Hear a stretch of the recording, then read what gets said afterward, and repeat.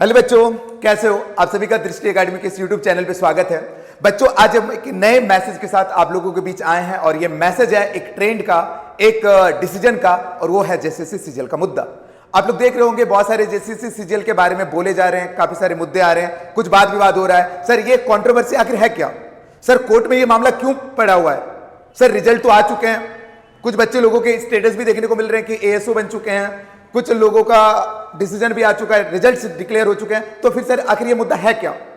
तो बच्चों, आप सभी लोगों के लिए उन सारे मुद्दे को हम आप लोगों के लिए एक स्लाइड में लेकर आए। टोटल मुद्दा, सीजीएल का कंप्लीट मुद्दा आप लोगों के सामने इस वीडियो में देखने को मिलेगा। तो देखने के लिए इस वीडियो को पूरा वॉच करें और देखें और बताएं कि आप लोगों की क्या राय है और आप लोगों को क्या लगता है। तो भाई, ये है क्या? Sir, JCC CGL paper leak controversy का है। क्या है मामला? संपूर्ण जानकारी आपको इस स्लाइड में, इस वीडियोस में आपको मिल जाएंगे।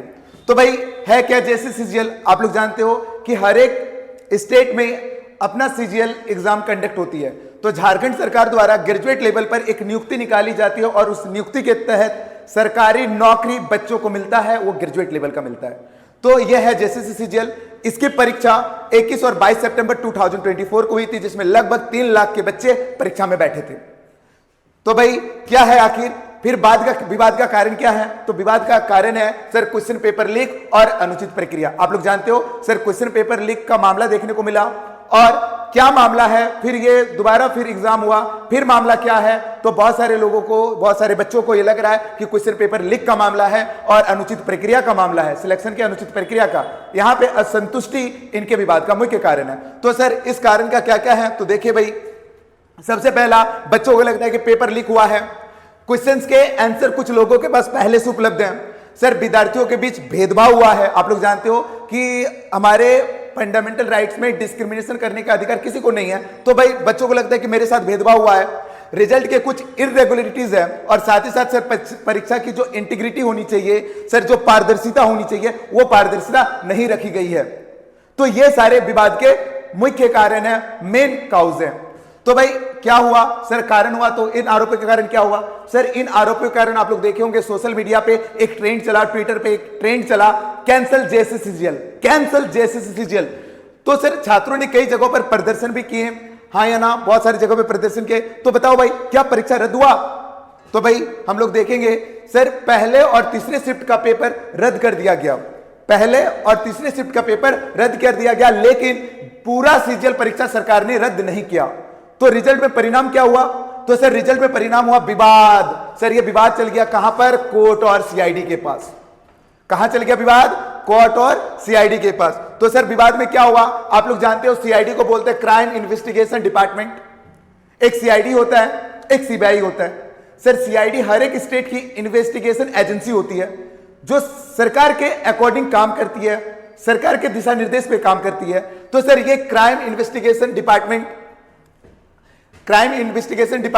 जो सरकार की एक एजेंसी है जो जांच करती है कि परीक्षा निष्पक्ष हुई है कि नहीं हुई है। भाई, हर एक बच्चे का जो अधिकार है, वो अधिकार उसको मिला है कि नहीं मिला है। तो सीआईडी की जांच करती है और जांच करने के बाद उसको मिलता है सर कोई ठोस सबूत नहीं मिल पाया, और कोई ठोस सबूत नहीं मिल पाया कि पेपर लीक हुआ है।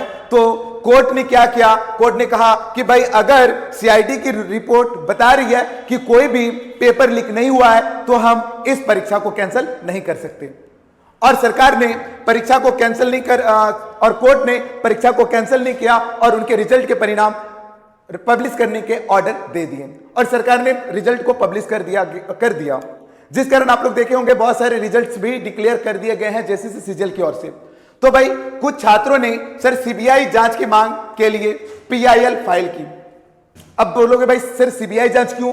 तो सीआईडी, आप लोग जानते हो हर एक स्टेट की अपनी इन्वेस्टिगेशन एजेंसी होती है जो सीआईडी है, और सीआईडी के जांच के थ्रू सर कोर्ट ये फाइनल डिसीजन सुनाता है कि परीक्षा में कोई गड़बड़ी नहीं है। तो कहावत है ना कि सीआईडी जांच करती है, कोर्ट निर्णय देता है और सरकार उस पर कार्रवाई करती है। तो भाई, हाईकोर्ट सीबीआई जांच को क्या कर दिया गया? खारिज कर दिया। हाईकोर्ट ने कहा कि मेरे पास सीआईडी की कोई रिपोर्ट में यह सबूत नहीं मिल पाया है, यह एविडेंस नहीं मिल पाया है कि सच में पेपर लीक हुए थे, और इन्होंने क्या कर दिया गया? खारिज कर दिया गया। तो भाई क्या हुआ खारिज कर देने के बाद? तो आप लोग देखो सर, 3 दिसंबर 2025 का मामला है। कोर्ट ने कहा सर प्रकाश कुमार की सीबीआई जांच की मांग वाली जो याचिका थी, जो जनहित याचिका थी, पीआईएल थी, उसे खारिज कर दिया गया। कारण क्या था? कारण उन्होंने कहा कि जो सीबीआई की जांच है वो जरूरी नहीं है। क्यों जरूरी नहीं है? क्योंकि एसआईटी और सीआईडी की जांच में पेपर लीक का कोई भी स्पष्ट, कोई भी क्लियर एविडेंस नहीं मिला है, इसलिए यह जांच जरूरी नहीं है। हाँ या ना? क्या हुआ सर? फिर जांच जरूरी नहीं है तो क्या होगा? अब क्या होगा सर? क्या केस की सुनवाई आगे हो सकती है? क्या कोई अपील करने का अधिकार भी हम लोगों के पास है? बिल्कुल है। आप लोग जानते हो कि जब आप हाई कोर्ट से असंतुष्ट होते हो तो हम सुप्रीम कोर्ट तक जा सकते हैं। तो क्या सर सुप्रीम कोर्ट में ये केस गया या नहीं गया? तो बच्चों आप लोग देख रहे होंगे कि सर हाँ, सुप्रीम कोर्ट में केस जा चुका है। तो ये केस कब गया? तो आप लोग देखोगे सर, ये डेट है sir, Prakash Kumar and the state of Jharkhand के बीच एक केस गया। कब गया सर? 18 दिसंबर 2025 को। सर क्या है केस और केस का मुद्दा क्या है? तो देखो भाई, हमारे पास कुछ अधिकार होते हैं। अब केस के रिपोर्ट क्या आते हैं, हम लोग रिपोर्ट के बारे में थोड़ा वेट करेंगे, देखेंगे कि सुप्रीम कोर्ट क्या रिपोर्ट देती है, सुप्रीम कोर्ट क्या कहती है ना? तो सर क्या है संवैधानिक अधिकार? अगर हम भारत में रहते हैं तो भारत में रहने के लिए हमें कुछ अधिकार मिले, हमारे संविधान हमें कुछ अधिकार देता है। उन अधिकार का यूज कर, उन अधिकार का प्रयोग कर हम कई सारी चीजों के खिलाफ खड़े हो सकते हैं। जैसे कि आप लोग देखते हो आर्टिकल 14, आर्टिकल 14 कहता है कि हमारे पास समानता का अधिकार है। समानता बोले तो सर किसी भी तरीके से मेरे साथ भेदभाव नहीं होना चाहिए अगर हम भारत के नागरिक हैं तो। दूसरा सर आर्टिकल 16, आर्टिकल 16 कहता है कि सरकारी नौकरी में समान अवसर। भाई सरकारी नौकरी में सारे बच्चों को, भारत के जो नागरिक है सारे बच्चों को, और झारखंड के जितने भी बच्चे हैं सभी बच्चों को सर समान अवसर मिलने चाहिए, सरकारी नौकरी में भी समान अवसर मिलने चाहिए। ये है इनके आर्टिकल के अधिकार, जिसे हम लोग संवैधानिक अधिकार कहते हैं। इसके अलावा भी कौन कौन से अधिकार है sir? Right to fair exam. आप लोग बोलते हो कि नहीं बोलते सर? सर एग्जाम भी कैसा होना चाहिए? फेयर होना चाहिए। फेयर क्यों होना चाहिए? क्योंकि क्वेश्चन पेपर लीक ना हो। दूसरा सर मेरिट के आधार पर चयन हो। तो फेयर एग्जाम की डिमांड हर एक बच्चे का राइट है और हर एक बच्चे को वो एग्जाम मिलनी चाहिए। क्या है सर? और क्या है सर? जानकारी पाने का अधिकार। आप लोग जानते हो राइट टू इंफॉर्मेशन, जो एक्ट आया था 2005 में।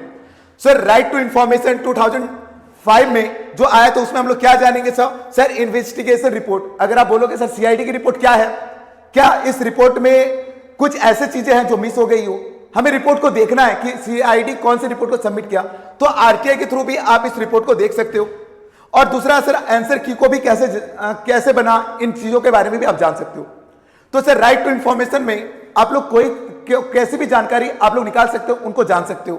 तो सर और क्या है सर? सर दूसरा है कोर्ट जाने का अधिकार, जिसे हम लोग बोलते हैं लीगल रेमेडी। तो सर लीगल रेमेडी में आप लोग जानते हो सर आर्टिकल 226 देता है, आर्टिकल 32 हमें क्या देता है सर? लीगल रेमेडी देता है, यानी कि कानून का अधिकार। तो कानून का अधिकार हर एक के पास है। आप लोग जानते हो कि भारत में शासन के 3 स्तंभ है, विधायिका, कार्यपालिका और न्यायपालिका। और ये तीनों स्तंभ में सर जब आपके दोनों स्तंभ विधायिका और कार्यपालिका वर्क ना कर पाए या फिर उनके कामों से आप असंतुष्ट हो, तो आप न्यायपालिका का दरवाजा खटखटा सकते हो। तो बच्चों आप लोगों को क्या लगता है? मानते हैं कि नौकरी हमारे बस में नहीं, पर निष्पक्ष परीक्षा और समान अवसर हमारे संवैधानिक अधिकार है, और ये अधिकार हमसे कोई नहीं छीन सकता। और इन्हीं अधिकार के बदौलत आज ये मामला सुप्रीम कोर्ट तक गया है। हमें इंतजार रहेगा सुप्रीम कोर्ट के फैसले का कि सुप्रीम कोर्ट क्या फैसला करती है, और इस फैसले के साथ हम एक वीडियो जरूर आप लोगों के बीच लेकर आएंगे। लेकिन मुझे आपसे कुछ जानना है। मैं जानना चाहता हूं कि हाईकोर्ट ने जो निर्णय एसआईटी और सीआईडी के बेसिस पे उनके रिपोर्ट के आधार पर निर्णय सुनाए, क्या वो रिपोर्ट सही थे? क्या सीआईडी और एसआईटी की रिपोर्ट को निष्पक्षता और सही तरीके से तैयार किया गया था? आपको क्या लगता है? क्या झारखंड सीजीएल के मुद्दे का बार बार कोर्ट जाना क्या सही था? क्या झारखंड के बच्चे जो झारखंड में नौकरी का सपना देखते हैं, उनके लिए इतनी बड़ी चुनौती कि भाई हर एग्जाम के साथ उन्हें कोर्ट तक जाना पड़ता है, कोर्ट के फैसले का इंतजार करना पड़ता है, क्या यह सही है? आपको क्या लगता है? आप हमें बताइए, कमेंट करें, हम आपकी बातों को जानना चाहते हैं। अब इन सारे वीडियोस के साथ साथ हम कुछ चीजें आप लोगों से पूछना चाहते हैं कि भाई ये पूरे का पूरे वीडियो बनाने का पर्पस क्या है, मकसद क्या है, मोरल ऑफ द स्टोरी क्या है? क्या रीजन है कि आज मुझे ये वीडियो बनाना पड़ा। बच्चों देखो, होता यह है कि बहुत सारे बच्चे जिनको नौकरी मिल जाती है, बहुत सारे बच्चे जिनको नौकरी नहीं मिल पाती, तो क्या जो नौकरी मिल गए वो बहुत ताकतवर होते हैं और जो नौकरी नहीं मिल पाए वो बहुत कमजोर होते हैं? ऐसा नहीं है। नौकरी मिल जाने वाले बच्चे और नौकरी ना मिल पाने बच्चे के बीच एक छोटा सा गैप होता है, और कोई भी एग्जाम ये डिसाइड नहीं कर सकता कि आपकी काबिलियत क्या है, आपकी खासियत क्या है। कोई एक एग्जाम ये जज नहीं कर सकता कि आप कमजोर हैं। तो बच्चों, किसी भी एग्जाम के जजमेंट और किसी भी एग्जाम के फेल्योर से आप लोगों को निराश नहीं होना है।